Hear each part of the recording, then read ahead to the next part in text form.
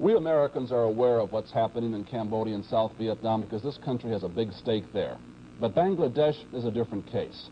There is no major American involvement or commitment there, nothing which approaches the needs of that young, impoverished nation. And so the memory of what happened there may already be growing dim in many of us. But what did happen there will never be forgotten by the people of Bangladesh, especially the women. It was in villages like this that the Bengali liberation struggle caught fire. And it was in villages like this that the Pakistan Army took its revenge.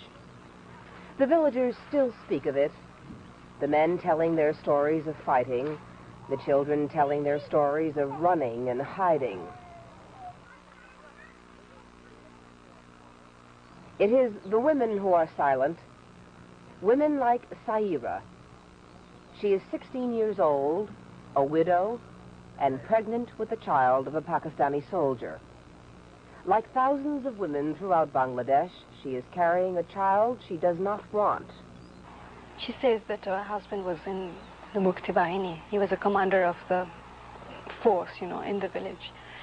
And this army people were looking for him, and they had broken into her house to take him away, actually. And when they were dragging him out of the house, she started screaming and protesting and crying, trying to hold back her husband. And one of them turned back and raped her in front of her husband, who was forced to sit and watch with guns pointed at him. And later on she like many women who were raped by Pakistani soldiers, Saira is in disgrace among her people. Her parents take care of her, but they are certain that no man will ever marry her. Since January, many of the women ravaged by the Pakistani troops have been living in this house. They're being cared for by a government-sponsored women's rehabilitation group. Almost all of the women here are pregnant. They are very young, some only 13 years old. In a few cases, their parents have abandoned them.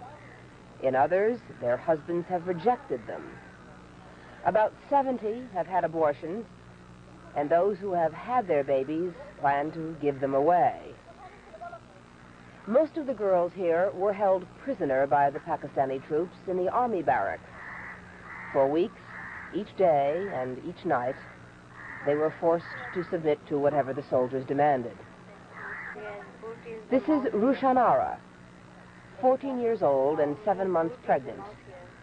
She was abducted from her home in Dhaka and taken to the army barracks, where she remained for 3 months.